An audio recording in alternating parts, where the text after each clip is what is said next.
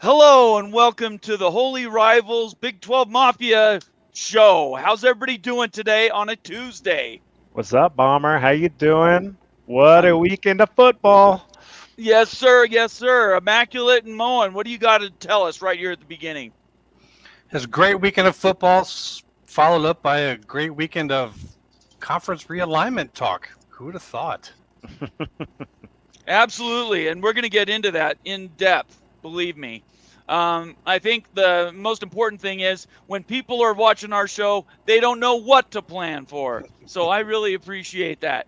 Before we get started, let's do a little business. Welcome to the show. We do two shows here during the week. One is the Holy Rivals and one's Big 12 Mafia.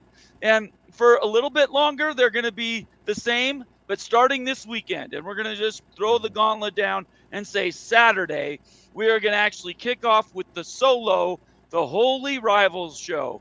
And we invite everybody. We're going to send out engraved invitations so everybody knows when that channel and show kicks off.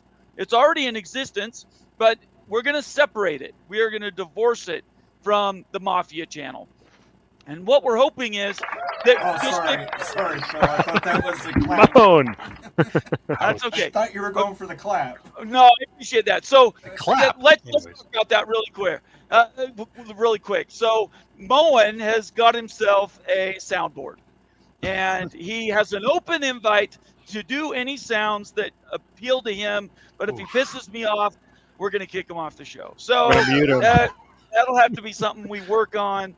But we're excited about that because the show is growing and we really like having more and more stuff added to it. And a soundboard is definitely one of those things. So bear with us. We might talk over each other a little bit. We might have some overlapping graphics or sounds.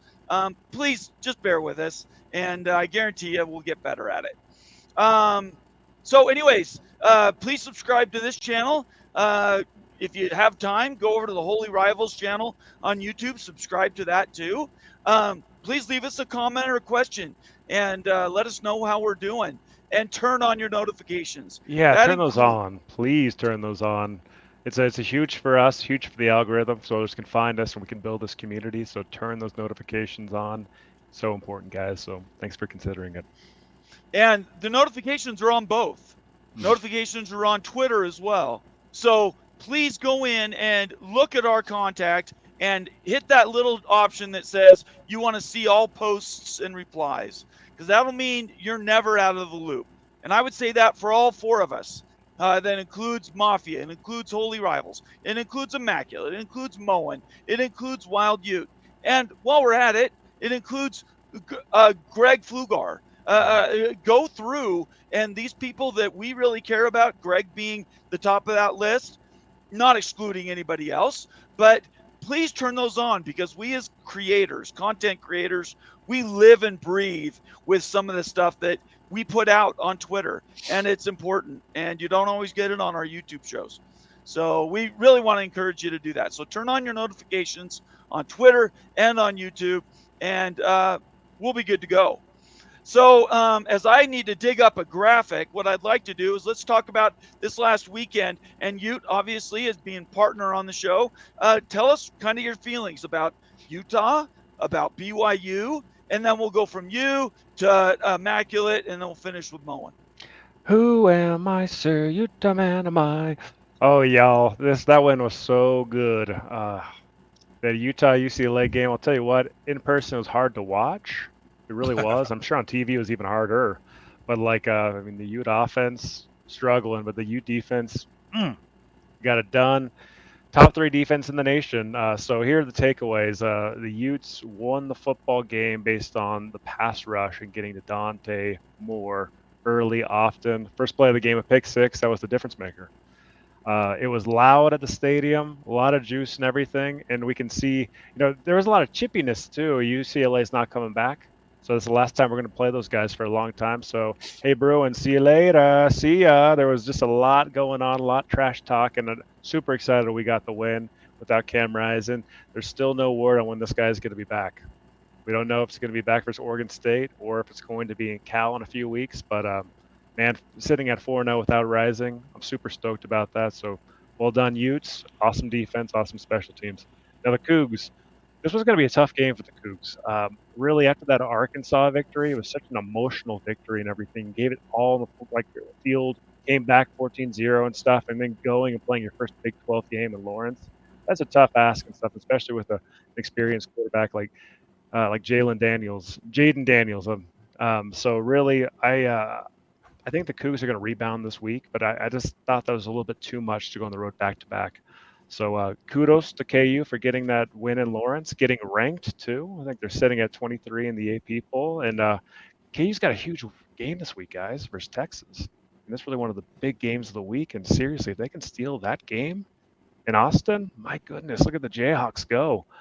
So I think the Cougars, though, they're going to rebound. They're going to play well versus Cincy this week and stuff, and I expect to win this week at home. Very good. All right. Immaculate. As far as Utah goes, man, you know me, I'm from Iowa, so I got to appreciate a good defensive show like that. I know most people don't like those games, but I think it's pretty exciting watching a defense get a hold. I mean, it's just like a slow build, and then you get that stop, and it's just like this rush. It's not for everyone, but I can appreciate that you had fun watching that.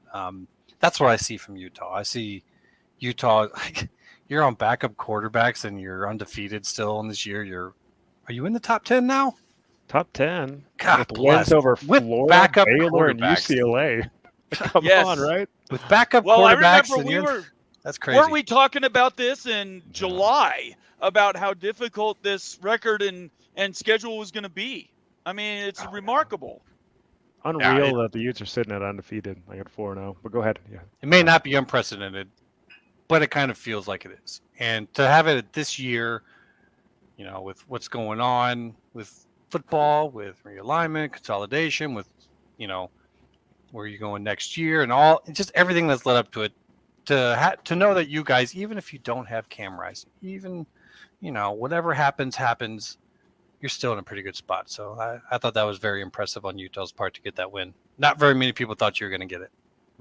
Exactly. Moen. Oh, sorry. Yeah. BYU, really quick, Immaculate. BYU, even though they lost, still impressed, man. That's a tough team. And Kansas is a good team this year. I'd argue you'd say they're better than Arkansas. Right. And you might even see Kansas get an upset over Oklahoma or Texas this year. I'm not calling for it. I'm just saying it could happen. And the way they seem to hold in there and keep playing no matter what, like that's the thing about BYU is, it's a mature team. We'll call it that. I'm not going to be like they're old. They're mature. They've had experience. They've had life experience as part of it. And when they get into these situations, it doesn't seem to faze them. And they just keep going. So I think the future's pretty bright for BYU in the Big 12 from what I'm seeing so far. I love it. Moen. Well, one, there's nothing wrong with being old. That's just experience. Tell me about it. Also, I think BYU played a hell of a game, but Kansas turned out to be Kansas State this year. Yeah, they're very Kansas good. is the Kansas State of the Big 12 now. Yeah. And if Texas isn't careful, they might be in for some trouble going up against that Jayhawks offense, because that is a potent offense. As far as Utah goes, outside of that pick six, it was really a slow, plodding game. I mean, Dante Moore really kind of crapped the bed on me. Mm-hmm. Right. But it was nice. It was one of those games I could flip around and keep coming back to it, and it was the same score. Mm-hmm. So That's true. I could keep checking on it. There were other games I was watching on my four-way with the YouTube TV, but I would come back to that one. I'd say, same score. Right. Same score. Same score. I guess I'll just lose this one. Then, of course, UCLA wouldn't go for 2 to let me cover at the end. But So, I was impressed with Utah's defense. Utah's absolutely So a top good. 10 team when it comes to defense. It's just will Cam Rising make it back in time and be the Cam Rising he needs to beat teams like Oregon, Washington, USC? Mm-hmm. We'll have to see. Certainly everybody's waiting with bated breath, waiting to see it pop out. Before we move down the line, really quick, break down Ohio State, Notre Dame for us. Well, All right, I'm Notre- teasing. I'm Notre- teasing. We'll come back to that. I just wanted to get your salivating. I just Mm. wanted to get you started. Just hold on. I was teasing you. Just hold on. We'll get to it, I promise. Really quick, we got a super chat right out the gate.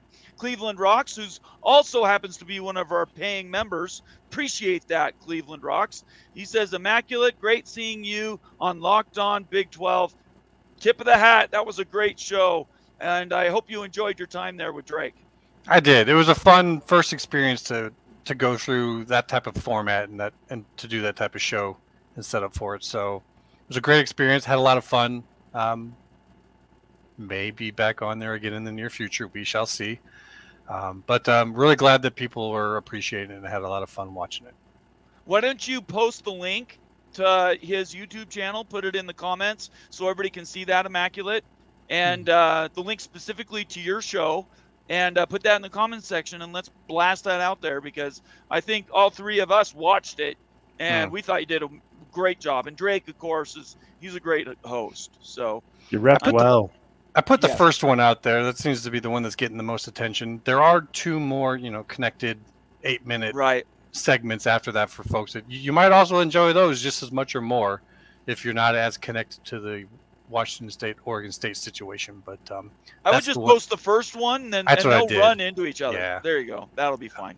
just to let people know that it does continue on after that, though. Right. There's 3 of them, so Yep. everybody knows. All right. Well, now that we got the opening out of our Wait, Bomber. No, not What? yet. What's your takes on this? Oh, Utah win dang it! and I this thought we BYU got past me. game? I was disappointed. BYU gave away some points. I do think it was a hello, welcome to the Big 12. There was some heavy hitting going on. I think Kansas was juiced up to lay a little wood, saying, "Hey, welcome to the Big 12 and P5." So I think there was something to that. A little bit extra. I'm not sure they come out this week and do the same thing to Texas. But I think the biggest consternation that BYU has isn't the defense. Nobody can say that. And it's not Keaton Slovis. It's the offensive line and the lack of a running game. It's historically bad, and nobody can put their hands around it. Nobody knows why. Everybody's pointing their fingers. So this year is honestly, really, as it was always intended to be, it is going to be a baptism of fire. So I will continue to say BYU is ready for prime time. I don't think there's any issues with them competing. And but the things that we identified at the beginning of the season are gonna hold through the whole year. Depth is going to be a problem. You're 2 and 3 and 4 deep. What you can do to make adjustments in the halftime so that you put yourself in a position to win, like you did at Arkansas, but you're going to need to do that even more in the Big 12. And then probably lastly is you need to just step up your game. Everybody needs to do better. Kalani needs to do better with time management and their timeouts. Keaton Slovis needs to do a better job of managing the game to meet his really, he's got some historical stats behind him. He needs to play like it. So I'm optimistic more than pessimistic, for sure. As far as my perception of Utah goes, again, they continue to impress. I have never once picked against Utah's ability. I've only picked against the point spreads. So, and I think this week again might be that challenge, because right now I believe Oregon State's 2.5 points. 2.5. So basically 3. the home Yeah. advantage, right? Mhm. So come Thursday, not Friday this week, I need to make that announcement. We're not doing a Friday meeting or Friday shows because both BYU and Utah play Friday night.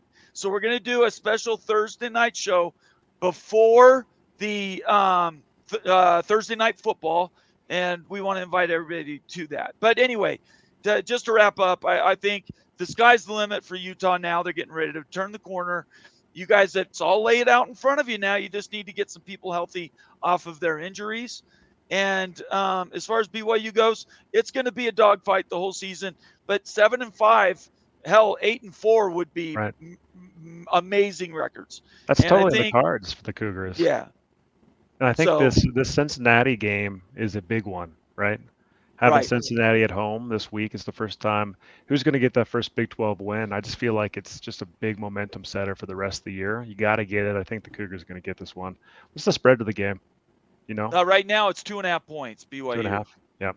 It's going to be a close one. I see the Cougars getting that one done. Yeah, I think they will too. Cleveland Rocks, again, also a paying member, but he's given us a $5 super chat. He says, how is K-State not ranked ahead of Fresno? It's a joke. Look at their schedule. Give me a break. What high school team do they play next? It's ridiculous. I can't disagree. I don't K-State know. always gets discounted. I They swear, do. like all the time. K-State and Utah are like two peas in a pod, really, with just getting the disrespect. But the Cats especially, come on, give me a break. I mean, that was a good win versus UCF. I mean, the running game was going bonkers and stuff. Will Howard playing that game. Rank the Cats. I mean, the Cats are still going to be a Big 12 contender with KU. Absolutely. And two schools that won't be named here. They still got plenty of time to get back up there, though. They do. Yeah. Moen, do you want to say anything to that? Thank you for the super chat. Thank you for the super chats, Well and thank you for being on the spot for the clapping. Thank you very much, Moen. Keep me on task, okay? Keep doing that. Interrupt me if you have to, because we need to recognize those. Those both happen to come from Cleveland Rock, so I think you'll forgive the first one, but definitely we want to get clapping and more of those sound effects. I'm looking forward to them. All right, let's do our call outs before we move later into the show. First of all, if you want to become a member of the channel, please just do a simple subscription, free, right? But if you want to be a paying member, there are benefits to that. And later in the show, I'll show you how to sign up on the Big 12 Mafia Holy Rivals page on YouTube. Not going to do that right now. But being a paying member, and your comments will be read ahead of regular folks who we still value those comments. We have to defer to our paying members. And then lastly, as Cleveland Rocks has done, if you want to make sure your comment is read to the entire world, and we're averaging about 1,000 views every show, if you want people to see what you're thinking, make it a super chat, and I guarantee you we'll get those out. All right, let's say hello to a bunch of people. Mr. Monkey says, first in the house. Glenn Mr. Lumen, Monkey. who I talked to on the phone, is one of our paying members. Good to see you, Glenn. Glenn had a sort of a heart issue over the last week. And so, Glenn, I have prayers for you, and you need to let me know when that happens again, and we can start sending some love your way, prayers and whatnot. You and I both believe in that. Immaculate was third. That's not right. That's cheating. Joey Z, I know I should be first. What happened? No, somebody else got in ahead of you. Cougar Tracks is in here early. Good to see you, Cougar Tracks. And he says, may the force be with you. I love to see that. Let's see here. Jason Spangler. Jason, I want to hear your comments later in the show. Tell us how Kansas' perception of BYU was. I'd really like to do that. And you'd like to be on the show, I'll send you the link, and we'll do that. Let's see. Jason's down here, more and more down the road. If you want Jason's views on BYU, just go down a little bit further. He gives it. Yeah, no, we'll get him on the phone. I want to hear it from him. Yeah. Mr. Monkey says again. Let's see. Pac-12 program. Larry's in the house. What's up, Jared Larry? Jones, our Ohio State bud. Besides Moen, Craig Hirsch. Let's see. John Menser. Good to see you, John. John says BYU is probably the classiest fans. They were great in Lawrence. I appreciate that, John. Really, BYU fans like to hear that. Craig Hirsch. By the way, I'll say the same thing about Utah fans. They travel just as nice. Let's see. Alan Tran is here. Sergeant Pickles made it in. He's here early. That's good to see. He's one of our members. Good afternoon, ladies and jelly spoons. That's cute. Let's see. We'll get the rest of these. P.S. Doff is here. Another Kansas fan. Man, we got to talk about this KU Texas game. Oh gosh. Okay, Sorry to we'll talk interrupt. about I'm it. so excited about this game. Like, I think this is a pivotal game for the new Big 12. We'll talk about it, and when I send Spangler a thing. When he comes on, we'll talk about it. Alan Tran, Pactual Pilgrim, Mike Smith. And I think we'll cut it off there. Clint Moses will be the last, or go Beavs. Good to see you here, Clint. Not this Always week, nice to have you Clint. in the house. Nuh-uh. I'm cheering for you, Clint. That's me. I'm cheering for you. All right, let's jump to, and I queued up the wrong thing. Let me get up our list of, let's see, where's that? Here we go. All right, so let's go over and review our picks. So, Immaculate, you're the one keeping track. Kind of run through these for everybody. Okay, so you want to go through your picks. All right. What do we got here?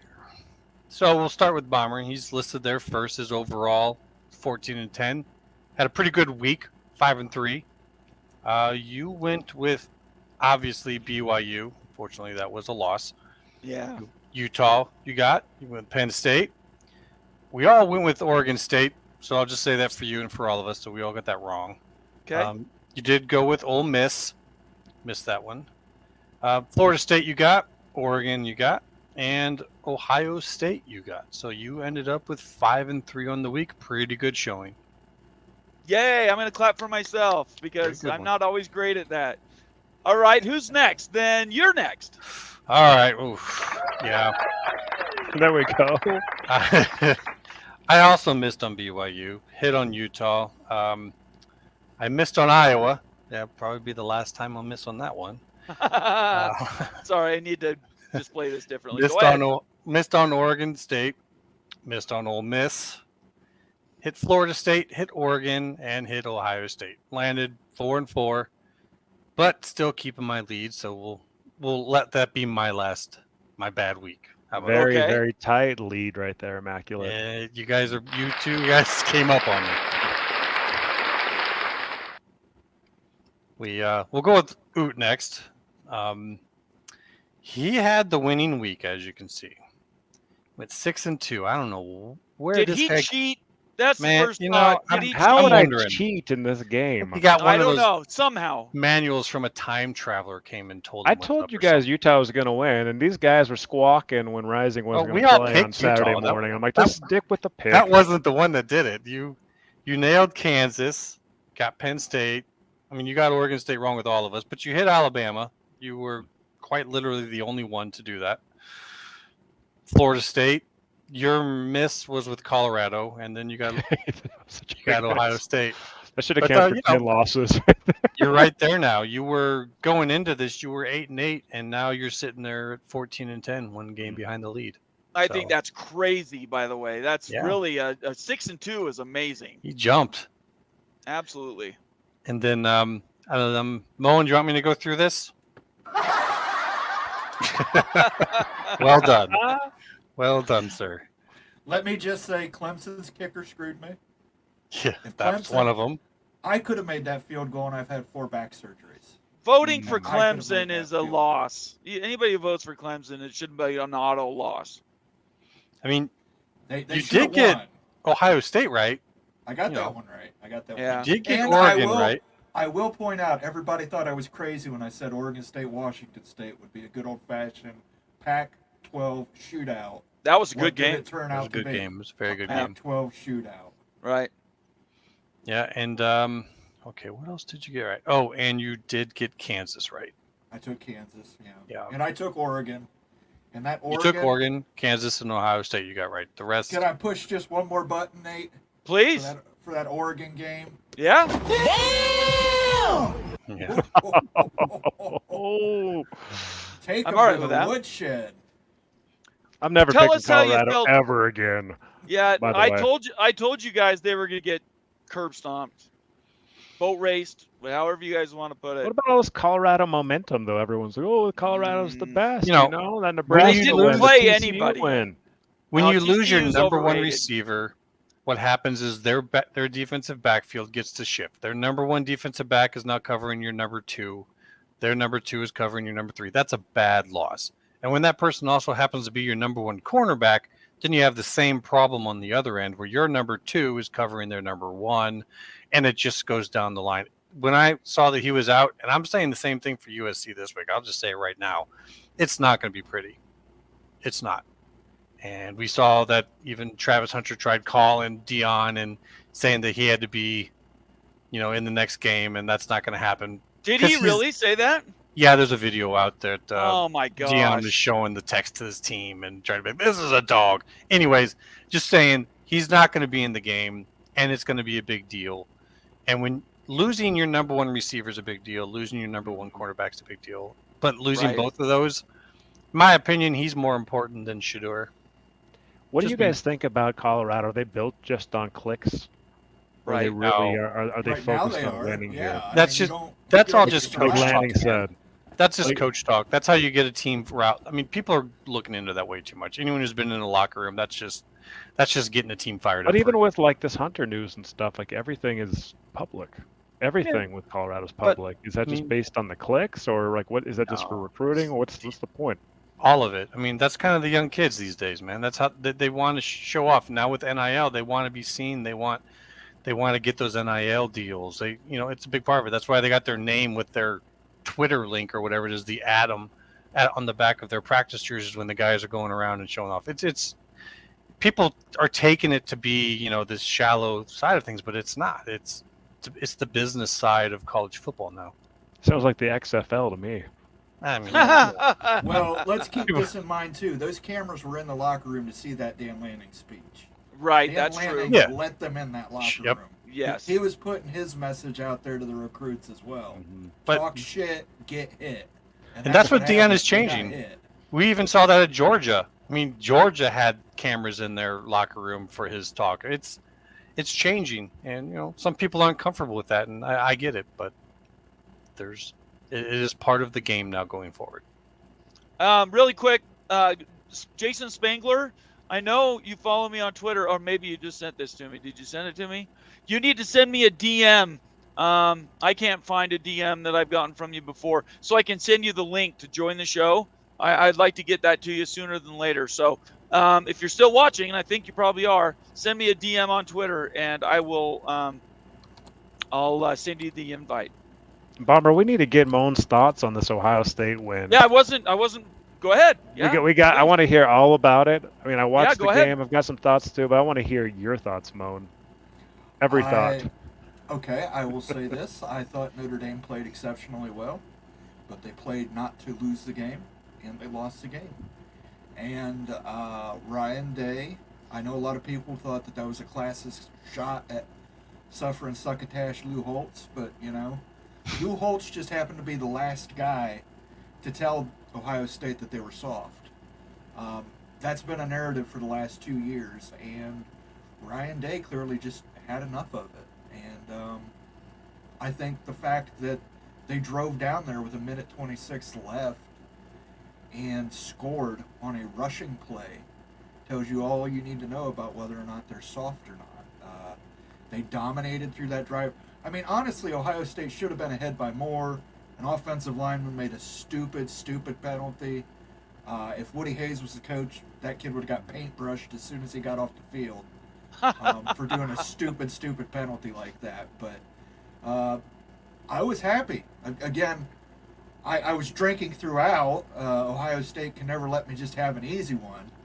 They want to put the old ticker up there, so I had to have a couple drinks to just, steady the nerves. But hell of a game. It was an instant classic. You want to talk about Big Ten football? That was Big Ten football. Fantastic game. Hey, guess what happens when you double Marvin Harrison Jr.? Emeka Egbuka. That's what happens. Mm-hmm. And if you double team him, there's 4 more guys waiting just like him that Brian Hartline has sitting on the bench that'll probably transfer and win a Heisman Trophy. That's how good the receiver core is at Ohio State. It is NFL level receivers, one after the other. Hasn't it been that way for a while? It's been that way. It is wide receiver U. I said on my show that Washington has tried to put this out there that they have the best receiver core. Right. And they do have some really good receivers, but to me they'd be 1A and 1B. I think Ohio State, just by default of having Marvin Harrison Jr. I know at C.J. Stroud's pro day last year, people were salivating over getting Marvin Harrison Jr. They literally compared him to Calvin Johnson. Said Wow. he's the best wide receiver prospect since Calvin Johnson. So, And I know he tweaked his ankle a little bit on Saturday, but apparently it wasn't that bad of an injury. So I think they'll probably rest him in the bye week, and then we'll come out of the bye week a little stronger. Kyle McCord is definitely our starter, though. And Irish, we probably won't play again for a few more years. But there's one stat I need to bring up: 1936. That's the last time you guys beat Ohio State. And that'll be the last time you beat Ohio State. Wow. Okay. Really quick before I know you had a comment next. Jason Spinkler just put in. Oh, there it is. I see it now. All right, go ahead. You wanted to follow up. Yeah, I'll say this about the game. Watching the game, it felt like an NFL game. Just the everything about it. Like it just, you felt the energy going on there and the magnitude of the game. Just like it's an outside observer, not a Notre Dame fan, not an Ohio State fan, but just watching, it's like this is elite college football. I can't remember a game over the last few years where I had that kind of feeling just watching that, just enjoying that experience and everything. It's huge, big time, gladiator level football that I actually only kind of remember watching some pro games in person and everything. So kudos to Ohio State and Notre Dame for delivering a performance like that. It was awesome to watch, and it was just an experience, to tell you the truth. So big thumbs up. So before we move on and start talking about some different topics, is there anything else that you guys want to talk about as it relates? We can do a quick sum up of the records as Immaculate has in there in front of us. I don't think that there's no hiding in our schedules. These schedules are going to get more and more difficult. We can hide that graphic, though. We can. I'm happy to do that. I think I'm not gonna lose any more games all year because I do not want to see double digits in that second line. No double digits. I wish you luck, my friend. Yeah, I know. I'm gonna need a lot of it. I sent Jason. I just sent you a DM. So once you get that, click on it, go through just follow it, and I'll bring you in, and we can talk Kansas, Texas, and Kansas BYU. Okay, so yeah, that was a great sum up, and I appreciate you. Moen, for putting that together. That's really cool. While we're waiting for Jason to join us, I wanted to share one other thing with everybody. I'm starting to keep track of record or contact information and other stuff like that because I'm hearing a lot of people that want to follow us and they think I talk too fast. So going off of the notes, I'm copying and putting it in here. So these are the contacts that I want you guys to use to reach us. You can reach us on Twitter. You can reach us on email. Either one will work for me. I prefer Twitter, but if you're going to send me an email, maybe let me know on Twitter, or I'll continue to check, but I'm really bad about checking Twitter stuff. So here's the information. It's Big12Mafia@gmail.com. Then you got the Big 12 Mafia and Holy Rivals contact. You have the Wild Ute on there. And then as far as teammates and key contributors, Immaculate and Moen are by far our biggest key contributors. And then we have a part-timer that's going to start coming in, and that's Captain Butter. And he's the one that does those flights, BYU flights, currently over the Puget Sound. But we're talking about turning that into a charity of some sort and turning his time into donations so people can donate to the charity depending on how much he flies. Anyway, big ideas, but there you go. So now you can go back, watch this video, pause it right here, and if you need to reach us, we're glad to have you. Okay, now let's move back here, and I'm going to bring in one of our Kansas followers. Ooh. And somebody who doesn't want to share his face with us. I guess that's okay. That's okay. He'll get there someday. Yeah. Jason. I'm cooking dinner right now, but thank you. That's fine, Jason. Okay, first let's talk about the BYU Kansas game. Listen, the idea that BYU was just going to walk into the Big 12, and it's not going to get any easier from here. Like I was saying earlier in the chat, we got Frying coming in, we got Utah, we got Arizona schools. That first hit that was leveled on your running back by Mr. Kobe Bryant there set the tone for what Kansas football is trying to become. We are not a football school. We know this, and we've been working many, many years to rectify the situation because we know going into all this realignment, that we need to be as strong as we can on the gridiron. And I think we finally have the coach in place. You guys have no idea. BYU fan, Iowa fan, Utah fan, no idea the pain that was suffered under Turner Gill, Charlie Weiss, the other guy. Like, it was Les just Miles. Oh God, I even forgot about Les Miles. And, they're like this, and this is what I thought Dion was going to experience. I will eat crow. Dion has proven. Now I know they're talking about they have all these 5-star recruits coming in, and a lot more than last 5 years that Colorado's had combined. It's not more. It's not that difficult to have more than one. Let's be honest. It's Colorado football. It's not like things are changing that dramatically. But what has happened at KU, and BYU. I just have one question about the whole mission thing. I'm not trying to bring it up like some sour, kind of situation, but that guy Isaac Rex, he's a full-grown man that committed in 2016. He's got at least 30 pounds of growth on everyone. Here's my question: do they go on the mission right away at 18, or do they play for 2 years, then depart the team and go on the mission and then come back? Honest question. I'm not trying. Every student does it differently. There's no prescribed schedule for anyone. You can't go before you're 18, so that is a limitation. But after that, you can go whenever you want. There isn't a prescription for the amount of the when. As far as the how and what the mission actually looks like, and this is what's always looked over because it doesn't feed certain people's stereotypes.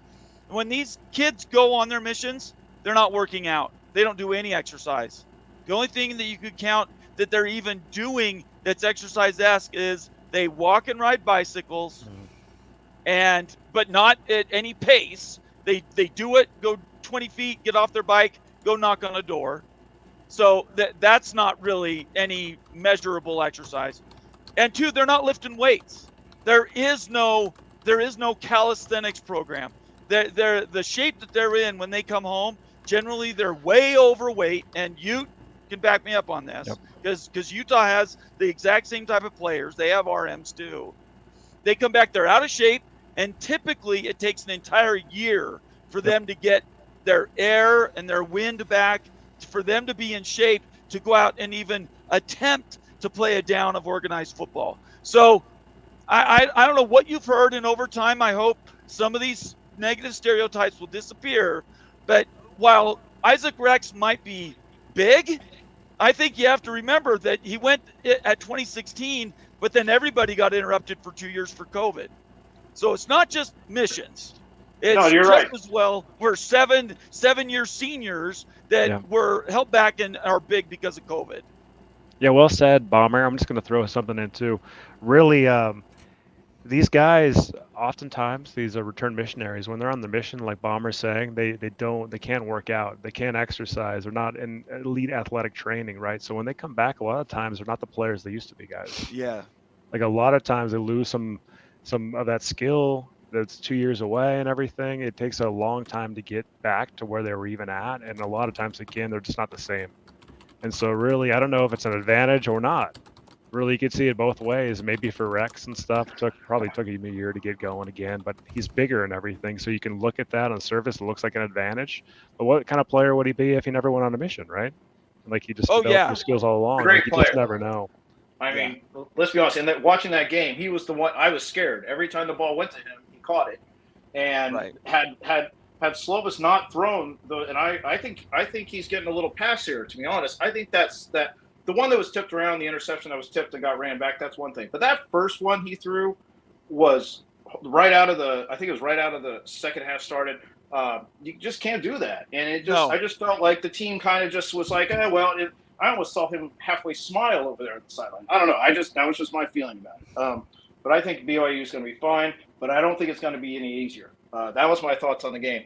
As far as the Texas game goes, we won there before, 2 years ago, and we were 30-point underdogs, 30.5 to be precise, 30.5 2 years ago. We're 17.5, has moved to 16.5 in a day and a half. So, listen, they are they're fine. They're a fine football team, but all this hype going around about Texas being the #1 team in the country, and I'm sorry. I don't think Alabama is nearly as good. It's not a vintage Alabama team. I think we got a shot down there, and you're right. To what I was saying earlier about this being a defining moment of the new Big 12, we cannot let these MFers leave with our trophy. We just cannot do it. I don't care who it is. I don't care if it's K. I will root for K-State, and I hate K-State more than anything except Missouri. But I hate K-State more than anything, and I will root for them. Like, we need to beat Texas. We cannot let them leave the title. If we can do it Saturday, believe in JD6. He's under the radar. He can do it. And our wide receivers and our linemen. I don't know where they came from, but let's do it. Great show, guys. Hey, Spangler, one last question. Okay, what's the key to victory? I want to see this so bad, like incoming to the Big 12. Like I said earlier, this is a huge pivotal game for respect for the new Big 12. To send these guys out. Don't let Texas win the conference. KU has a chance to win this conference. Get this done, play physical. But I want to hear what your keys to the victory are in Austin. So there's 2 games that stand out. The 2 years ago when we won in, I think it was double overtime, with Jared Casey catching that ridiculous 2-point conversion. I think the final score was like 53-52. Crazy back and forth high scoring game. The other game to look to is Puka Williams, I think it was 4 years ago or 3 years ago, down in Norman against Oklahoma, where we had no business. We lost the game, but there was these shootout style of football. I think we go the opposite. I think you do exactly how you did Saturday against BYU, because we have a defense. It's kind of similar. It's a weird parallel with the Chiefs, right? Everybody's talking about Mahomes and all his weapons, and really it's the Chiefs, the defense, that's carrying us this year. So KU's kind of looking the same way. Our secondary are a bunch of men. Kenny Logan, you saw the stat out there. He's like number 3 in tackles and FBS. He's like that every year. Again, he's another like a lot of these guys are. They're benefiting COVID. Kenny Logan's been there like 6 years now, it feels like. Right. So I think that whole secondary and, are weak. But you know what? If I was on defense and if I was a defensive coordinator, that's probably the one place I'd rather be the weakest. I want to be strong in the secondary. I want to be strong on the line.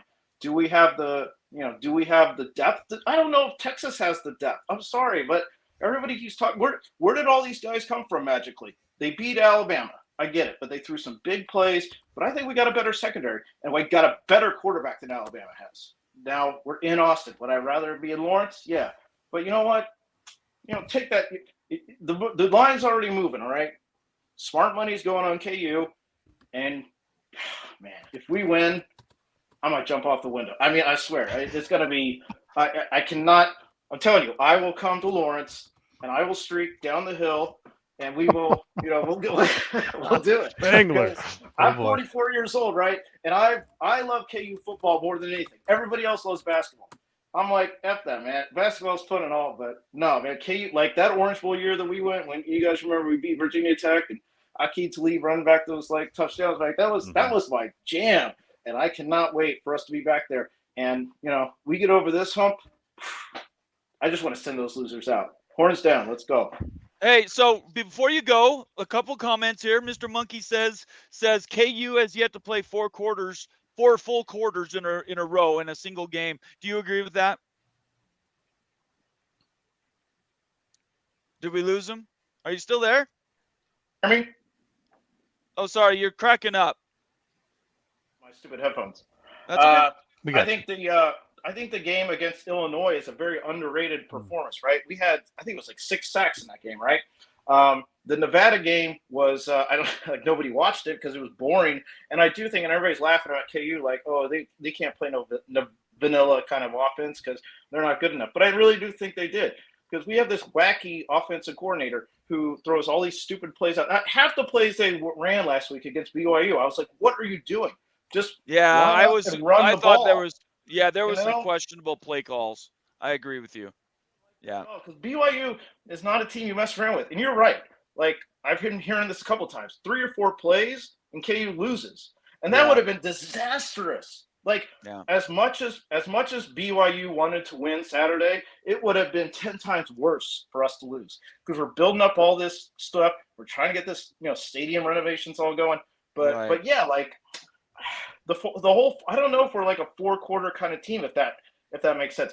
I think this team is different from the previous like KU teams that have been successful. Like we teams down into the mud with us. We have to make Texas, and that's how we beat Texas.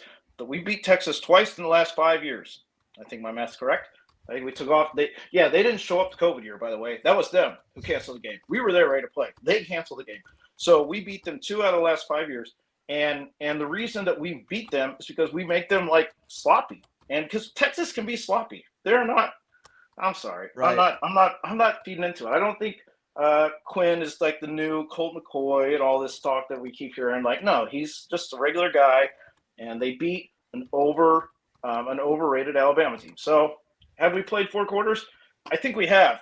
I know that sounds weird because I just don't think our 4 quarters are that good, but I think that's okay. If that makes sense. Mm-hmm. Okay, and do you agree with Mr. Monkey saying BYU is the friendliest fan base on earth? Do you agree with that? My cousins were at the game. I heard no problems with any BYU fans. I saw everybody sitting there on the sideline. You know, I don't think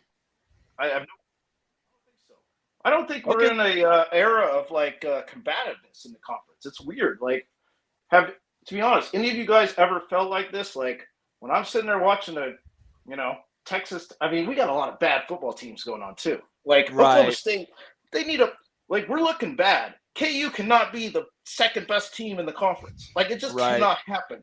So we'll see. And I hope that Colorado. I mean, I'm worried. I'm worried as soon as Shador leaves, Deion's just gonna like check out, and it's gonna be something else, and we're gonna get the old Colorado. We're not. I mean, I'm honestly worried about that. But I think Utah's gonna be good. Yeah, Utah's gonna be good. Whatever they want to be. So I think it's going forward. I think it's gonna be Kansas State. I think it's gonna be Oklahoma State. I think it's gonna be Utah, and then it's gonna be a free for all for whoever else wants to be there. Because I don't think that I might get shit for this, but I think KU still. The reason you don't hear a lot from KU, I think this KU still got their eye open. They're that kind of like place, and if the Big Ten or the SEC or any of these places keep make a little flag for them. Time because I think that KU could be a little more involved in what's going on in the conference than they have been. I think the fans have, but where's the administration? Because if this is true about this whole, I don't know if you guys saw this thing about the other day about if Cal and Stanford were actually like a couple of the schools, and like then you're kind of like you're cutting out there. Anyway. I'm just talking about future. Like, okay, good spot, but Rock Chalk. Let's go Saturday. Okay. Cool. Thanks, Spangler. All right, very good. Go ahead, Moen. Sound effects. Yeah, I love the sound effects. Is that the Rock Chalk right Jason. there? Take care. Good to see you. Thanks, brothers. Love it. We'll see you later. Play that again, Moan. I love it. That's the Rock Chalk right there on the show. That's the ending of the Ferentz clan. That's what that is. I love it. Ooh, we could talk a little bit about that. Let's go through. You don't want to get me going. Let's talk through a few of these comments that we got that have come up that I've flagged. Ryan Kibbe says USC was close against ASU. That should be all the sign you need that USC is going to be rough. That's right. Ryan Kibbe's an ASU fan too, representing the Sun Devils in the house. So but we just agree. That ASU team is different than what we had seen previously. Previously, we had the rookie quarterback. This time, we had the veteran. Previously, we had this other offensive coordinator there doing play calls, and now Dillingham has taken over. I think you saw 2 different teams, and I think that their defense responded to their offense actually playing. So, I think this is actually closer to the ASU that we thought was going to be there. Now, are they going to run all over the place and win? No, but they are going to be competitive. What do you think, Moan? I don't know about ASU yet. I've had so many start and stops with that teams over the years that we've heard. I want to see more. It's been a mess. More. USC, I will still say this. Alex Grinch is a terrible defensive coordinator. Yeah. He's been a terrible defensive coordinator everywhere he goes. Yeah. I don't know who he has naked pictures of. But somebody needs to break in his house and burn him because that man cannot coach a defense. You've had a year and you've still got a defense that looks like tissue paper. I'll say, yeah, that makes sense. I mean, he used to be a good coordinator back in the Wazoo days, but yeah, for many years it's been rough. He was terrible at Ohio State. He was terrible at Oklahoma. He was terrible. He is terrible at USC. Yeah. One last thought too, before we leave. So USC versus ASU. ASU has played USC for how many years in the Pac-10 era, right? Like, I mean, 30, 40, 50 years, whatever. Since 78. Yeah, since 78, right? So like this is the last time they're playing USC, right? So like I think that ASU really gave everything they had to win that game. I think that USC was kind of sleepwalking from what I watched and stuff. I don't think it's really any bearing on either program. I think ASU is going to be rough this year. They're going to be better when Rashada matures. But I think that USC is going to turn it on when they need to versus the best teams in the pack. They will be there in the pack. Yeah, their defense may be a little leaky, but they're going to score with the best of them. So they're going to be one of the top 2 or 3 teams, and they're going to have a chance to make a playoff run despite that defense. That's how I see it. I think it's just a really good effort by ASU in that game, based on the history there and stuff and the last shot at them. We'll have to see. All right, we've got 2 more topics I want to get to, so let's move right along. Next one I want to do is let's talk about this playoff expansion, the new negotiations. Everybody knows what's going on.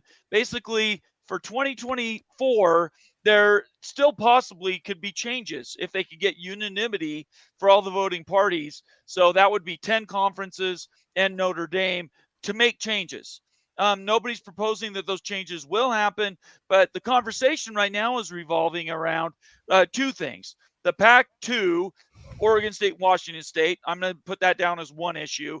The other one is this playoff format, 6 + 6 and 5 and 7. So in 2 minutes, Immaculate, can you summarize this so we can get caught up and have a conversation about what this means? Yeah. Well, if people don't realize what is happening right now, the conference or the college football playoff meetings are happening in the Big Ten headquarters in Chicago as we speak. And why this is such a big deal is everyone in the entire FBS is there. And that means this is a place where all of these folks can have conversations about anything and everything while saying they're just there to handle this business. So going into this, they were putting out the word that everything was looking like 6 and 6 was going to stay. And I had my questions about it because whenever they put out a talking point before anything's happened, you kind of have to wonder about it. And so now that the first day has happened, which more is to happen tomorrow, now we're getting the talking point that maybe the G5s are open to 5 and 7.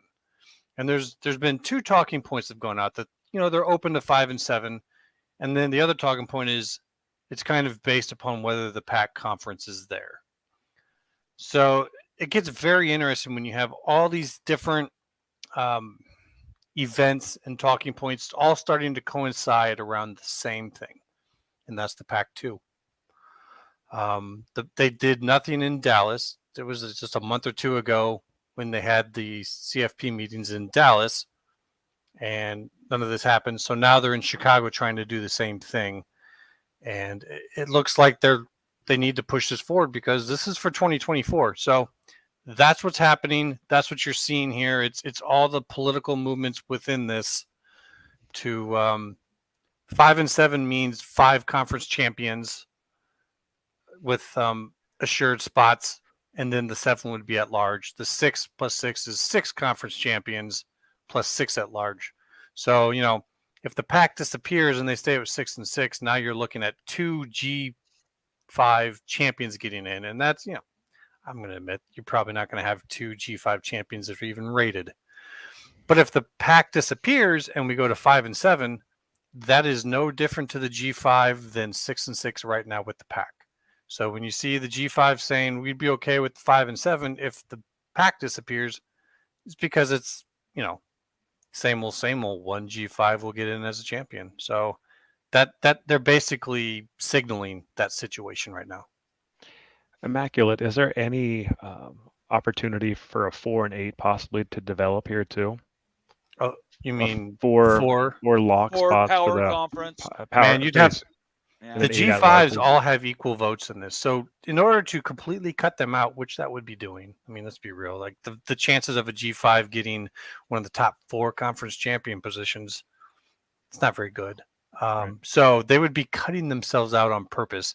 The amount of money that they would have to get, or future promises in 2026, or, you know, maybe the pushing to get the ability to have conference playoffs that they could then sell to the networks. I don't know. Something. They would have to get something big for that. And I think that that's a pretty small chance, but I wouldn't say it's completely out of the question.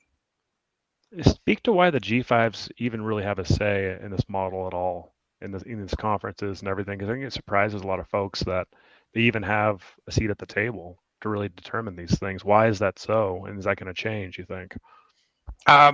I mean, I really couldn't speak to the decision making of why they decided to do it in the first place. I think it's just to have the entire FBS on the same page, because that's what it is. It's the football bowl subdivision that's all part of this, with all the agreements with the bowls that came in, just maybe for complications or whatever. But they all have a seat at the table.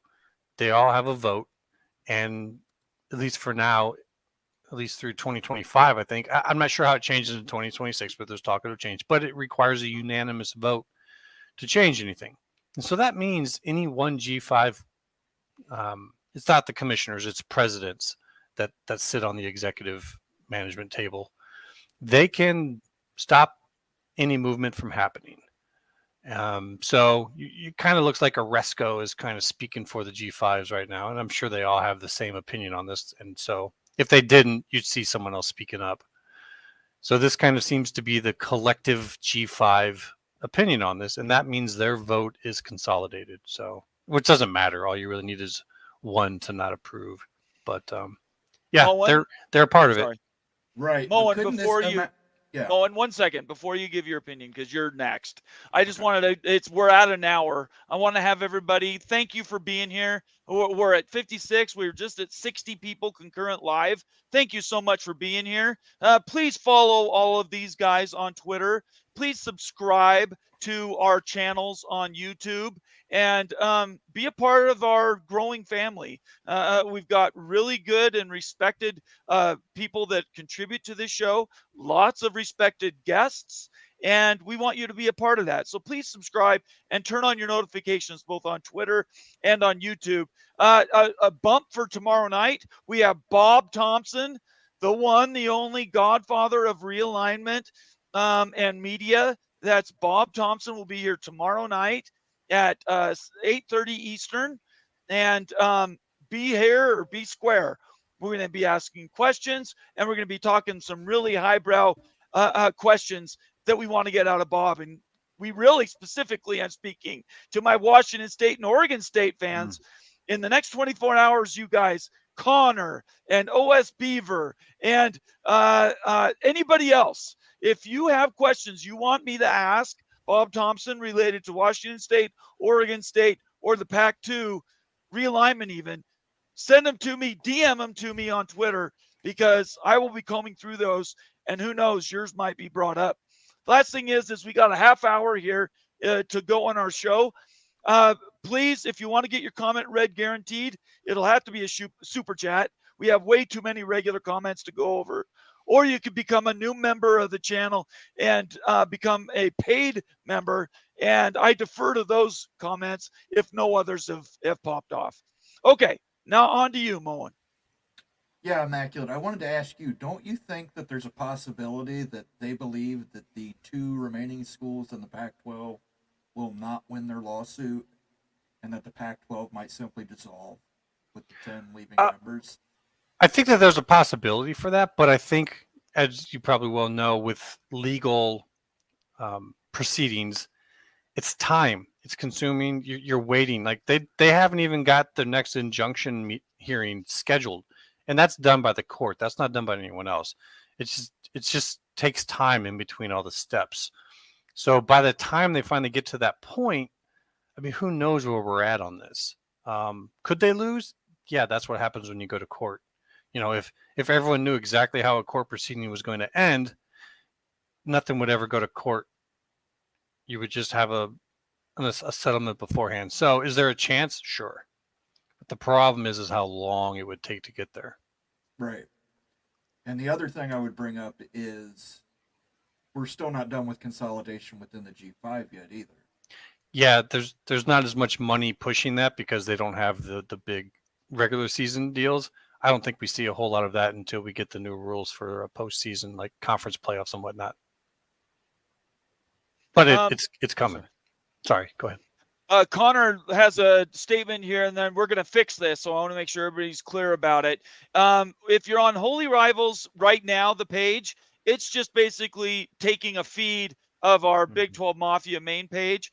Starting Saturday, the Holy Rivals is going to be completely unique. So, Connor, going into next week, that won't happen again. If we're doing a Holy Rivals show, it's going to be branded as Holy Rivals single, and the chats are going to be from there. So it's only on that platform. Yeah, it's it's only not going to be on platform. both Big 12 Mafia and the Holy Rivals. Going forward, it's just going to be the Holy Rivals. So you don't run into that issue anymore, Connor. So thanks just wanted for to bringing clean that that up so that there wasn't any question about it. We care very much about you guys' opinions. That's one of the reasons why we want to move everything to its own channel so that we weren't losing those comments. I'd like to say that Immaculate really is the best in show, really, like when it comes to his thinking on playoff access. I want to give you kudos, Immaculate, because really your perspectives are pretty cutting edge and everything, and I think everybody realizes that. But every time that you talk about this, getting your thoughts, really, I'm learning something new. So kudos to you and stuff. And if I'm a G5 program conference, then I'm really fighting, for a 6.6 or 5.7 model. Really fighting. That's the big takeaway and everything. But it was a good summation by you. So, well done. Yep, appreciate it, man. Yeah, just we try to keep an eye on things to give people an actual picture of what's going on because we get lots of good little tidbits from the media. People got to understand the media is just telling you what they're kind of being paid to tell you. That's just how their business model works these days. So you got to do a little digging for yourself, and that's what we try to do for people. Let's get to a couple comments, and then we're going to jump right into the next and probably what will be the last topic, and that's the Washington State, Oregon State, Pac-12, Pac-2 situation and where we're at after another week. A couple comments here. Cleveland Rocks, again, one of our paying members. Thank you, Cleveland. Appreciate it. He says Missouri is undefeated. Is that true? I don't know if that's the case. Is Missouri undefeated? I think it is. Yeah. Missouri is undefeated. That is something to behold. I think that is crazy. They snuck one out on Memphis here last week. Missouri needs to move from the SEC back to the Big 12. Let's get honest about that. Really, things be right.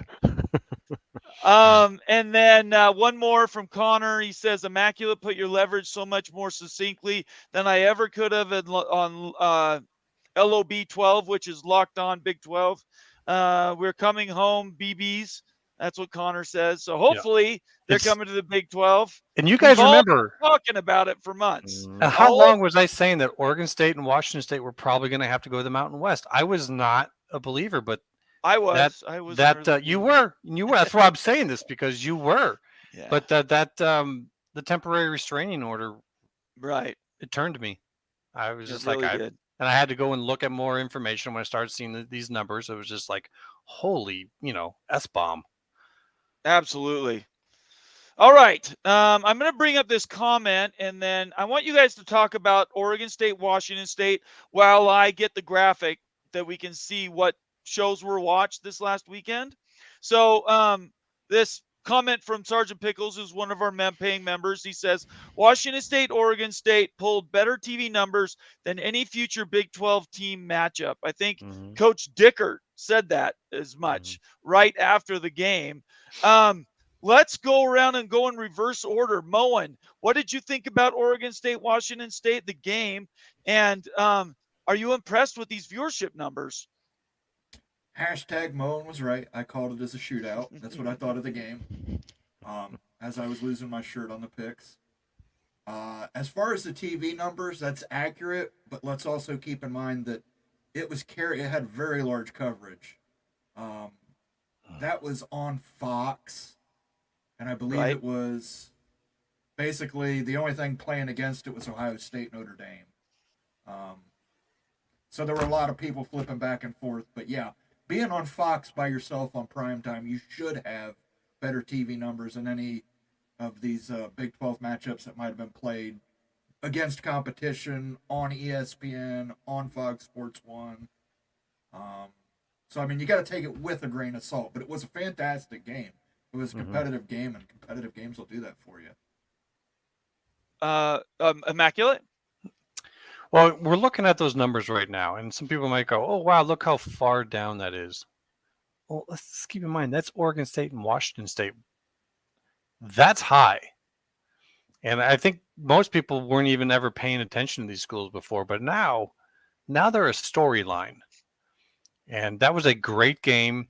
And what games do you see the two teams having a joint press conference beforehand to talk about their conference business? I mean, this was a show from the get-go, and I had no idea that Washington State had that powerful of an offense. I mean, we knew it was a good offense, and that was their strength, and Oregon State's strength was in their defense. But Washington State made it look like Oregon State's strength wasn't their defense. It was pretty impressive. I'm very curious to see where they go the rest of the year. Yeah, you know what? Shout out to the Holy Rivals community. We got over 200 chat comments. It's hopping right now. So kudos to all you listening, you holy homies. So thank you very much here. So looking at this, this is a surprising dynamic, but Washington State always pulls good TV numbers. Doesn't make much sense because Washington State's out in Pullman, but all Wazoo fans watch Wazoo. It's crazy. Like, they are psycho about Wazoo. It's awesome. Well, if you've been to the Palouse, you know there's nothing else to do there. So they better get people watching them. And like anyone that's an alumni or a fan, they watch every game. They are so diehard Washington. You know that, Bomber. I do. Yeah, I grew up there.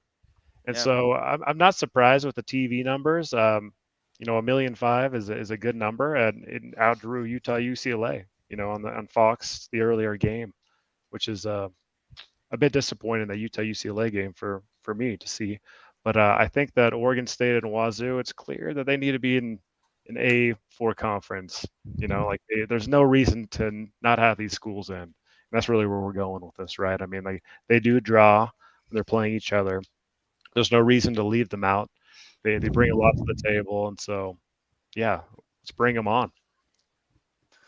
I want to echo everything that the panel has said. I really respect all you guys' opinions. I actually find myself, as I'm watching these games on the weekends, and the weekends realizing they're Thursday, Friday, and Saturdays, really hearing your voices in my head, not in a stalkerish way, but I'm really being considered when I'm thinking about really depth analysis related to how these programs are doing.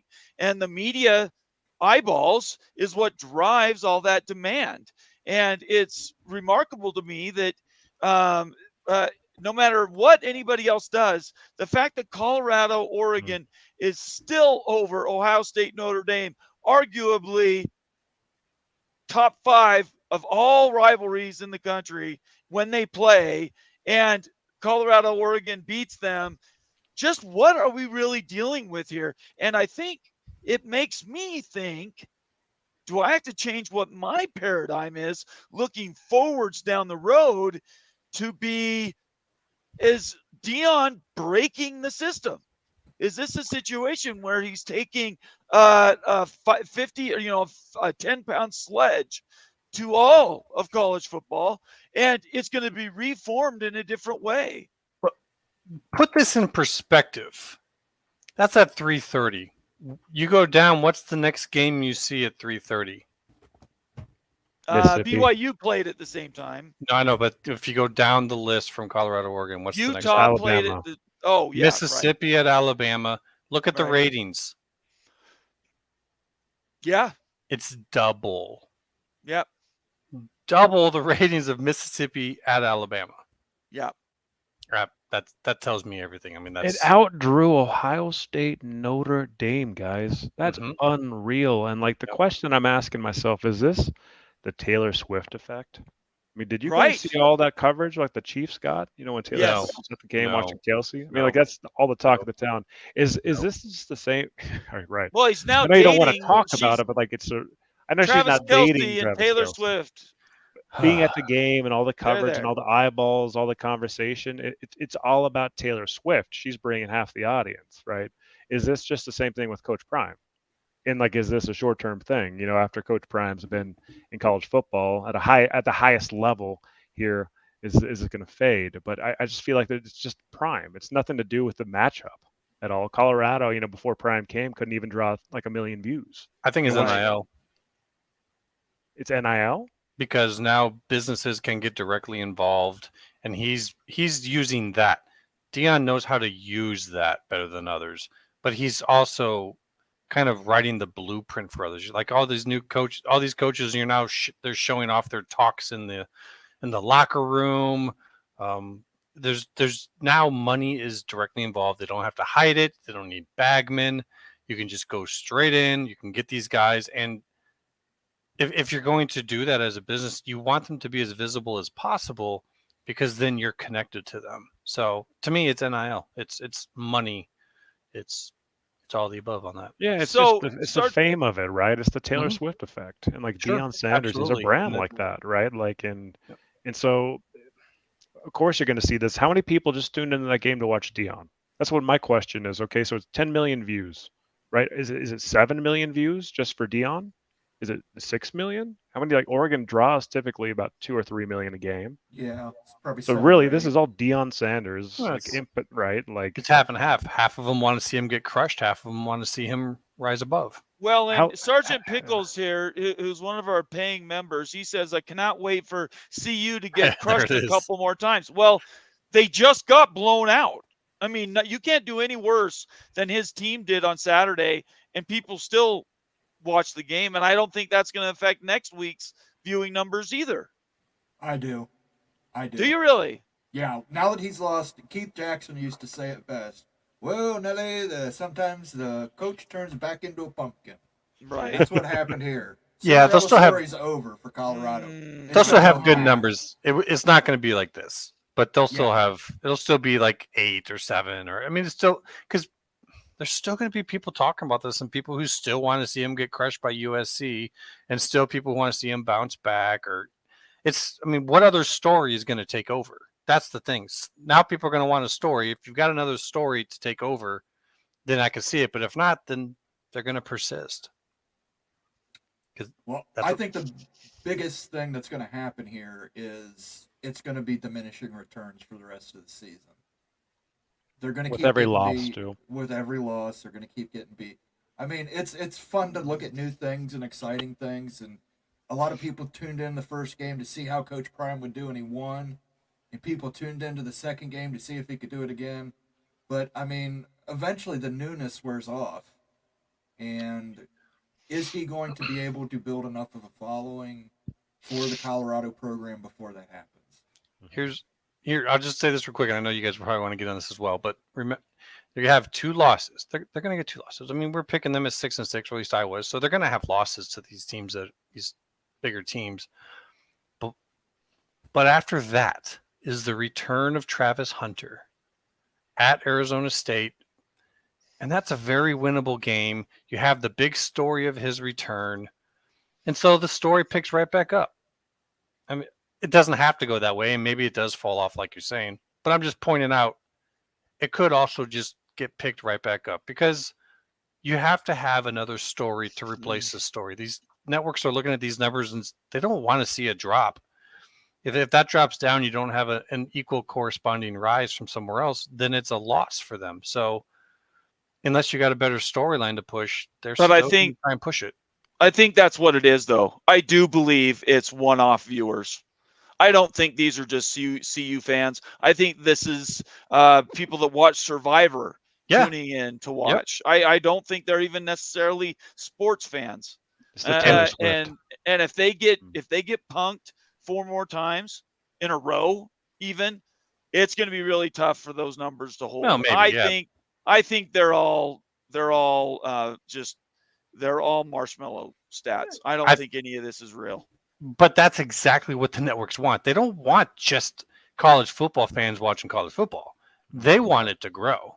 They want it to increase. So yeah, that's but they're why not they're going going to to watch push it. this really bad Yeah, Colorado but they're team. probably going to beat. Yeah. It's not a really bad Colorado team. It's a team that's lost its number one Mm. guy. I That think it may be a bad all right, team. all right. I'm going to tell you this: they're going to beat Arizona State after that game, and then you watch how the media just Okay. turns it right back Well, up. but you're assuming that Arizona State is good. No, I'm not. I'm saying they're going to win. You just said they'd lose 4 in a row, and I'm saying no, they're probably not. Oh, yeah, I don't even know who they play next. I was being silly. But I don't okay. know who they All play right, in the next I'm just 4. trying to give like an honest Yeah. opinion on it, though. That I think that unless you have a better story to spin, the media is going to try and spin this story. And if And they I get think you're right. a win on Travis Hunter's return against Arizona State, they just kick it right back up. Yeah, I agree with you. Just imagine the bonanza next year when CU actually recruits another good cycle and they're actually good and they've got depth and they're in the Big 12. If you guys think like, it's already madness, but Right. Bomber, this isn't going away. I If know. Prime is there, as long as Prime's there, the recruiting is going to get better. CU is going to be better, and they could be possibly top 10 good over like the next year or two, right, with more depth. And it's going to be crazy. But it'll bring more eyeballs to the Big 12, though. If they get O-line and D-line on the transfer portal, forget it. Yeah. They will. That's all they're missing. Absolutely, yeah. Hey, one last thought with this. This is actually the most important graphic that we're going to show today. This sounds silly and stuff because we're looking at like and talking about who won and lost. Right. But when it comes to realignment, when it comes to really significance, these viewership numbers are just as important or more important than any win or loss. It's crazy like how valuable these are to really understanding college football and where it's going and where realignment shaking things. Moen has a topic he wants to talk about. Go ahead, Moen. Yeah, we were talking about the Oregon State-Washington State game that was broadcast nationally on Fox. Go up 2 slots above it. Mm-hmm. Rutgers at Michigan on the Big Ten Network. Right here. Yep. Which is a non-national carrier. Right. Rated above it. So that goes to Wild Ute's point specifically about ratings and realignment. That is on Big Ten Network. That does not have the clearance that Fox National does. Not anywhere close. Well, and I find it interesting. Big Ten Network provides those, whereas the Pac-12 network never did. Does every conference network provide those numbers? Like, is the ACC network on here? I don't think so.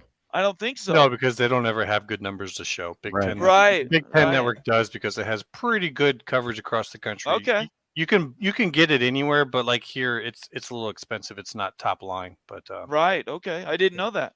Yeah. Okay. But yeah, like Bomber, we've got to keep showing this weekly. I'm sure we will and everything. Oh, I'm wondering if we can get data on the analytics for like what schools pulling on an ongoing ongoing basis, really viewership numbers, so we can track it week by week to see like Colorado, how many viewers for the season, right? Through 4 games, it's got to be like 20-30 million or whatever. It's nuts, but that's significant because we need to consider that and think about that, the scope of realignment and everything we're talking about with college football, because this is massive stuff. You should save that one for Bob tomorrow, by the way. Oh, definitely. We definitely can do that. Let's focus now on Washington State, Oregon State, who we have adopted those programs on this show. First of all, I think they both did a wonderful job representing themselves and their schools in a wonderful way. The student sections were very strong. I thought that they represented the way that they do business really well. Outside of just the perception that these guys are kind of suffering right now, they're getting some positive PR. There hasn't been any news that's broken in the last 4 days per se, but what are you guys' feelings about how their narrative is currently going right now? As far as the narrative on the momentum moving to the Big 12. Big 12, yep. I mean, this helps and stuff. That was a huge game, right? Being ranked and everything, and Oregon State eats a loss and they're still in the top 20. That's a big deal, right? That's respect and everything. So programs are growing programs. They pull good numbers and stuff. So they're in the conversation. We're talking about them on these type of shows, right? Like they're significant. So I think that just helps their cause. They want to be in front of the camera, want to be in the talking points all the time. and showing that's your mark, making the pitches and everything on how they can get into the Big 12 is going to be the way, but really just being significant and bumping the viewership numbers and winning games is going to be the biggest thing for both those programs. Before we go to Moen and Immaculate, if there's any Oregon State people in the wings right now, we have 10 minutes, and I would like to get somebody in here to talk to us for a second. If you want to join the show, call out your name down here on the bottom. In fact, you know what? I'll just say this. I'm going to put the invite out, but the invite is only for Oregon State or Washington State fans. If we have one of those fans that wants to join the show, I've just posted that in the comment section. Click on that link and join us for a minute. Immaculate or Moen, I don't care. Go ahead, Moen. On the same thread. Yeah, I just want to clarify something. Lee Corso said it's the nobody wants us bowl, not the nobody watches bowl. Yeah, I heard that. Yeah, I know. I saw that around Twitter. But yeah, everybody wants. I think it's a travesty that Oregon State and Washington State are not in a power conference, and SMU is, based off of booster checkbooks. It's bullshit. But unfortunately, in America, money talks and bullshit walks sometimes. I mean, that's the way it is. But yeah, Jack Swarbrick made a real asshole of himself, standing up there, shaming everybody for Stanford and Cal being left out. But he was the first one to cut bait. Yeah, he's he exclusionary. Into the ACC, he could have got them in as well. He wasn't interested in doing it. So nope. I do believe Oregon State and Washington State wind up in the Big 12. I don't believe as many schools are leaving the ACC as people think. So I don't think there's going to be a glut of ACC schools available for the Big 12 to wait. So I do see them ending up in the Big 12. Oh, we're going to talk about that, Moen. Oh, we're going to do some analysis on that too, because the Big 12 is about to pluck some ACC schools. I mean, if you're an ACC school out there, let's go. Your mark is licking his chops, and so is Wildute. So I can't Immaculate. wait. Well, I'll just start and say, I try not to bring any of my emotions into my analysis when I'm looking at this. If I did, I'd hate all realignment, because realignment's about to kick Iowa's ass, and that's just how it is. And, but that doesn't change what's actually going to happen. So when I look at Oregon State and Washington State, up until recently, the unfortunate nature of realignment, I thought was you guys are going to get left out, and that sucks because you don't deserve it. I was not a big fan of Schultz. I was not impressed with anything that I saw going on in the pack before the breakup. But I got to admit, right now, I'm impressed. He's that man who's sitting in a room and everyone is just staring needles at him. And he's standing there in the breach. Even if Oregon State came up with this whole plan, I don't care. He's the man who has to stand there in front of that whole room that is not liking him. And he is holding this off. So good on him. Good on Washington State. They are desperate. We've seen their numbers on their athletic department. They need this. And for them to stand up and basically kind of turn the whole situation around with one move, with one win in court. And when you look at the numbers, it's kind of hard to think that they don't get this turned into a place in the Big 12. Now, I would be very cautious. Don't go too far with this. This is, we're pointing this out to guys. They're excited, but don't think too much on this. And don't think that this is a good long-term thing unless you leverage this for a position of security. Remember, as much money as that is, that's decades of pay from the Mountain West. Right. That is not a good long-term position. It's a good short-term leverage position. And hopefully that happens this week. For people who are wondering when, there's no better time than this week. Everyone is in the exact same room, can talk about this, can wheel, can deal, without having to make excuses or use middlemen or whatever the case. It can happen right now in Chicago. So don't be surprised if we're, on show tomorrow and we're starting to get announcements coming from there, because that's what it's looking like from the media, is that tomorrow is going to be a day of announcements. So don't be surprised if we get some announcement on this tomorrow. I am cautiously optimistic on that. All right. We're going to, since we didn't have anybody from Washington State, Oregon State step up, we're going to pick a Pacific Northwester, but I'm putting them on notice, Sergeant Pickles. You're here to represent the two. Wazoo. Your Wazoo and Oregon State, not UW. Well, if it helps at all, I'm pretty sure I have actually more Coug family members than Huskies, but Then go for it. I'll You do got my it. best. Yeah, go ahead. Yeah, I think I mean, obviously, and I'm trying to poke fun and take some shots at the Big 12 people. But I know that anyone like you guys who's been really paying attention to this knows that Oregon State and Washington State, when they get their house in order, not only can they put a good team on the field, they can pull their weight TV-wise and pull their weight in a conference. Yep. And I understand this is the era of you have to add value for all members, but I do have a hard time believing that they would be considered a below average member of a power conference at this current time. Hard to speak as much for the Beavs, but I think that they've been a little more vocal online about really pushing to get in a power conference. Right. I think they've had a more stable position. They don't necessarily have some of the financial issues that Washington State does. They have a new stadium. They've been on a trajectory of being a really good team for a few years now. Their coach is outstanding. His teams have always been super annoying to play against, even though the Huskies have done well against them recently. Right. And I think I don't totally understand the financial aspect of how much value they hold and whether ESPN would have to pay them some amount of money. But I just think that joining the Big 12 is kind of the clean solution for everything. I don't know your guys' thoughts about it. Well, Pickles, actually have a question for you. So you have a lot of family members that are Wazoo alum fans, right? Yep. What's like the talking points right now? Like, what's the thinking? What's the thought process? What's going on amongst the Wazoo circles? Rightfully so. I think they're just kind of focusing on the season.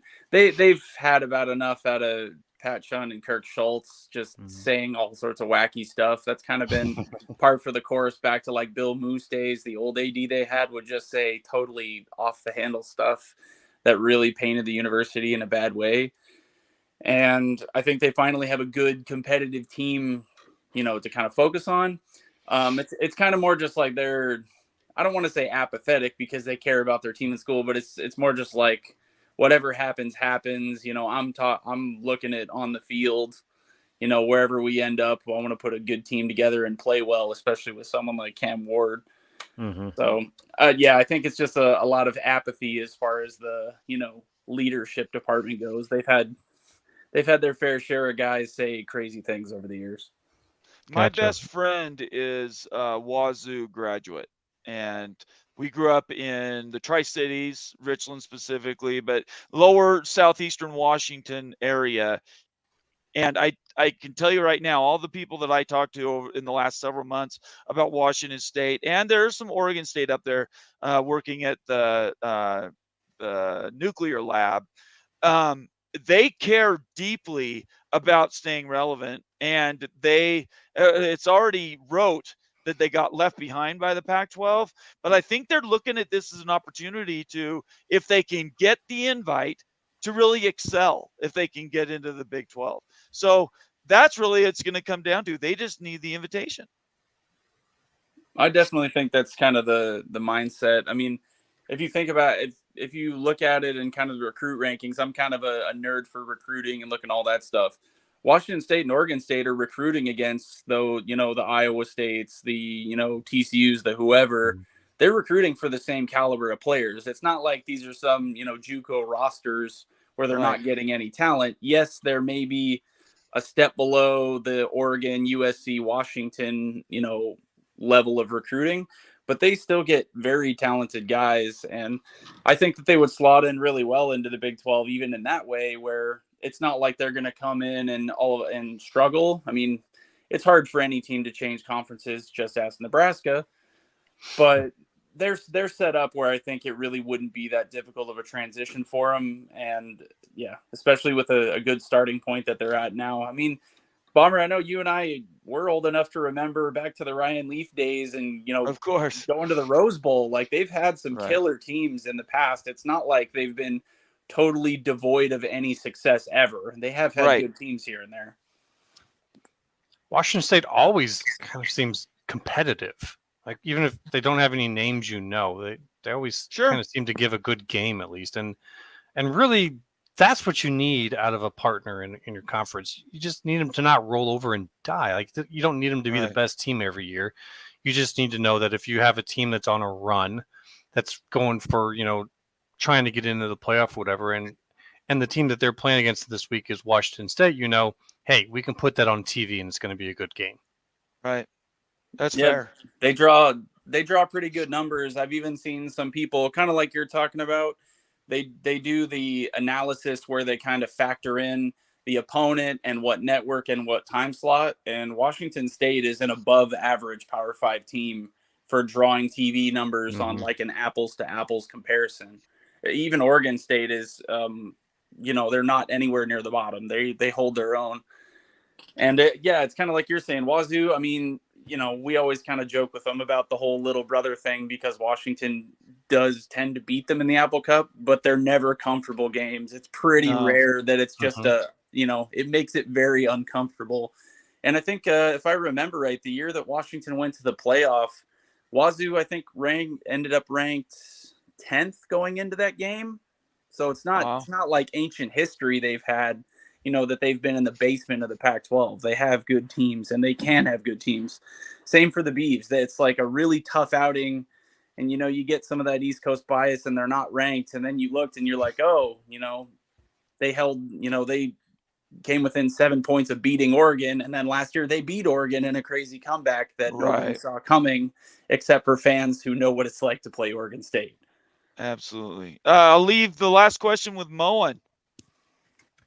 Hey, Pickles. What are you more excited for next year? Which team are you most excited about playing next year if you're Washington State? Not if you're for Washington State. Washington State joins the Big 12. What team do you think they're most excited to play in the Big 12? Let's remove their partner in crime in Oregon State because that'll always be a rivalry of sorts. BYU and Utah, I think for sure. Okay. There's a lot of crossover there. I'm sure Bomber can attest that the Mormon community runs strong all the way out here on the West Coast. Yeah. And there's a lot of old rivalries. I actually, if I remember right, I think Wazoo's played BYU sometime in the recent years. I may have that wrong, but BYU, weirdly, just on a tangent, has always been that team that was like halfway a Pac team. And I know that the leadership held them at arm's distance, but you played our schools every year. You always It's played true. Utah. You played every school up and down the West Coast. It's like, why aren't they over here? Anyways, There's a lot that goes into that. Yeah, I think the Arizona schools, maybe to a lesser extent, just old Pac-12. If you're forcing me to pick one that wasn't in the Pac-12 before and excluding BYU, I would say like a Texas Tech. You got the Mike Leach connection there, the air raid offense. That would be a really fun one. I think there'd be some fun connections there. They love to throw the ball. They are old school Big 12, as much as that makes some fans cringe when we give them a hard time about, all offense, no defense. But that is how Wazoo plays. It's that they just sling it down the field 100 times. And if only 60 of them connect, you're still scoring 50 points. So it's a great spectacle to watch. Very fair. It's the anti-Big 12 immaculate. I'm sorry, you probably won't like it very much. Although Wisconsin apparently did not like it at all. Yeah. But I think that was our warning shot. I think that we looked at that and went, oh, Wisconsin's bad. And really, yeah, that's like the perception thing that I think really needs to change. Is like it may be like, oh, Wisconsin's not up to their normal standard, but Wazoo beat them in two very different scenarios. Yeah, it was a lot different than the Oregon State game, that's for sure. Yeah, Wazoo beat them back-to-back years. It's like that's not just a fluke, or maybe Wisconsin might not be at their wanting to challenge for the Big Ten West title, but I do love that perception. That's kind of that's been the Pac story for maybe a decade is, oh, you upset this team. Well, that team just must not be very good this year. See, and that's not fair. I hate that.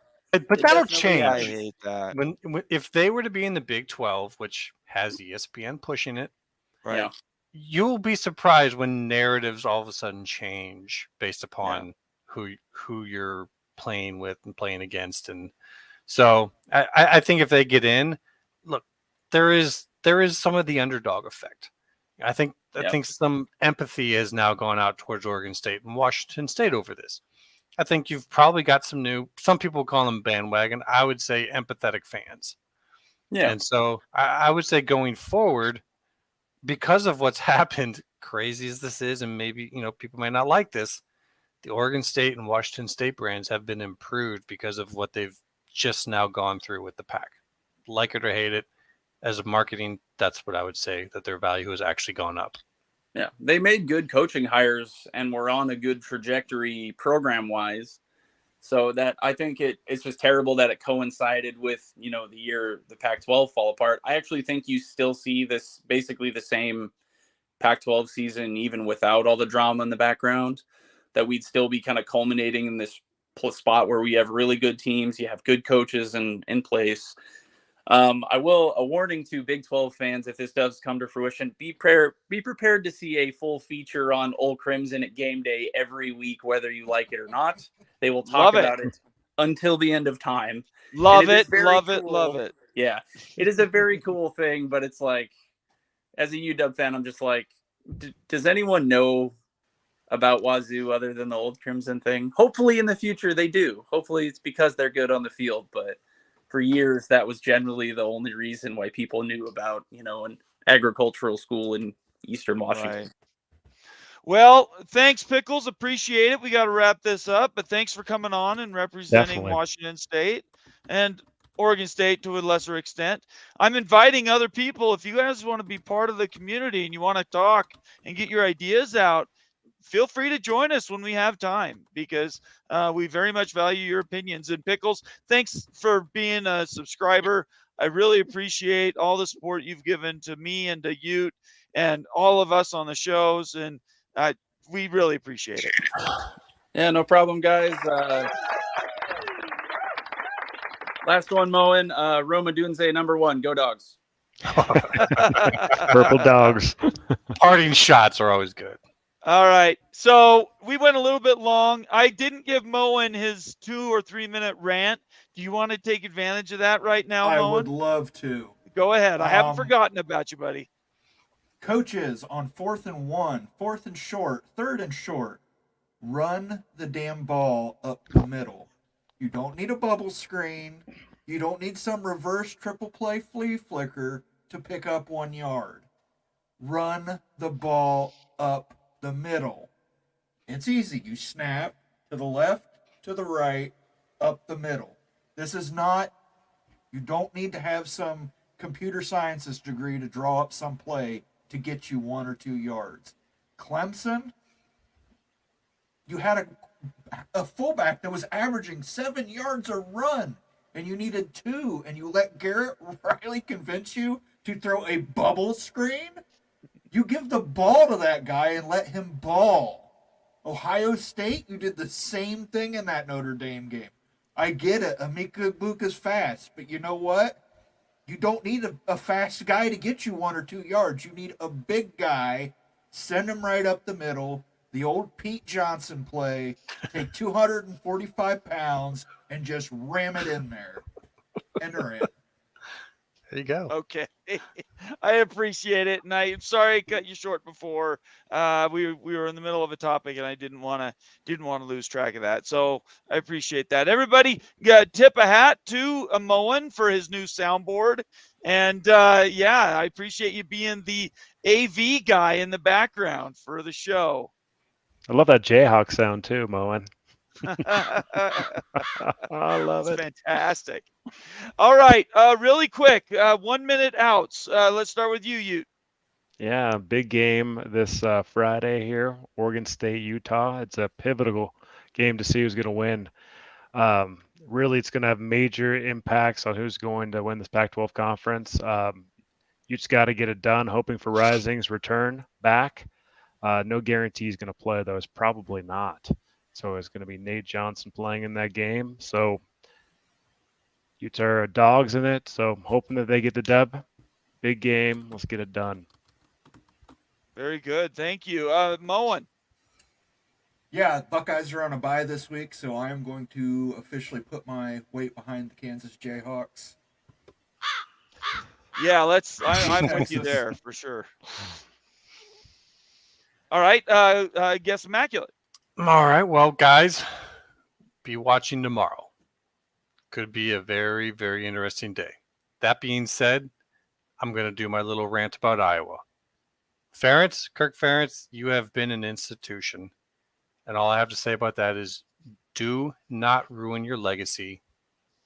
Retire at the end of this year. It's been a great run, but it needs to end. That's it. Very good. Thank you for that. As far as that goes, everybody, thank you for being here tonight. Don't forget to subscribe if you're new to the channel. Leave us a comment or suggestion. We try to respond to those. And then also turn on your notifications on Facebook. Sorry. Whoa, that was bad. On Twitter, X, and on YouTube. Where none of us are ever doing Facebook. So Is Facebook even around anymore? I want to edit that out anyway. There's no edits live. I appreciate everybody being here tomorrow night. Again, Bob Thompson, 8:30 Eastern, p.m. Eastern time tomorrow night. Bob Thompson will be here, and maybe we'll tie him to his chair so he can't leave. Hopefully the stars align and give us some great content to ask him about. And then follow us all on Twitter in the next 24 hours. There might be some big news coming out of the negotiations for the continuing negotiations for the college football playoff. Other than that, I'm Nathan Bomber Brown. He is the Wild Ute. Immaculate View and Moen Sports. Everybody have a great night. Drive safe and stay out of trouble. Peace.